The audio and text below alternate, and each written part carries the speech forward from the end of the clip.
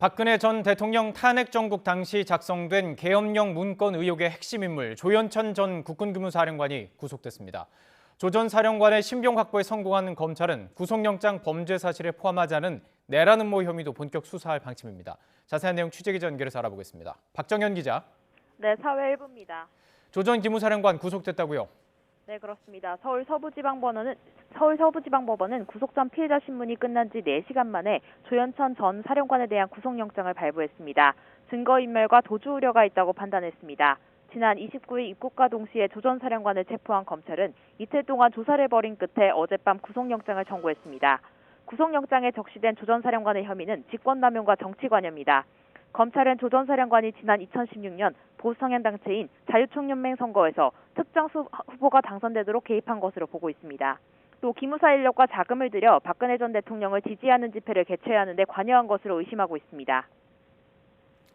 자, 핵심은 계엄 문건 관련 혐의일 텐데 앞으로 수사 어떻게 진행이 될까요? 네, 검찰은 조현천 전 사령관에 대한 구속영장을 청구하면서 계엄 문건과 직접 관련된 혐의는 포함하지 않았습니다. 조 전 사령관이 혐의를 전면 부인하고 있는 만큼 검찰이 계엄령 문건 작성 경위와 목적 등에 대한 조사가 더 필요하다고 판단한 겁니다. 다만 검찰이 조 전 사령관의 신병 확보에 성공한 만큼 계엄령 문건과 관련한 수사도 속도가 붙을 것으로 보입니다. 지난 2017년 박근혜 전 대통령의 탄핵 심판 당시 작성된 문건에는 탄핵이 기각될 경우 폭동이 일어날 수 있으니 계엄령을 선포하고 무장병력을 투입한다는 내용이 담겼습니다. 검찰은 조 전 사령관이 이 문건의 작성을 지시하고 주도한 것으로 의심하고 있습니다. 다만 단순히 문건을 작성하는 것을 넘어 실행에 옮길 계획이 있었다는 걸 밝혀야만 내란 음모죄도 적용할 수 있습니다.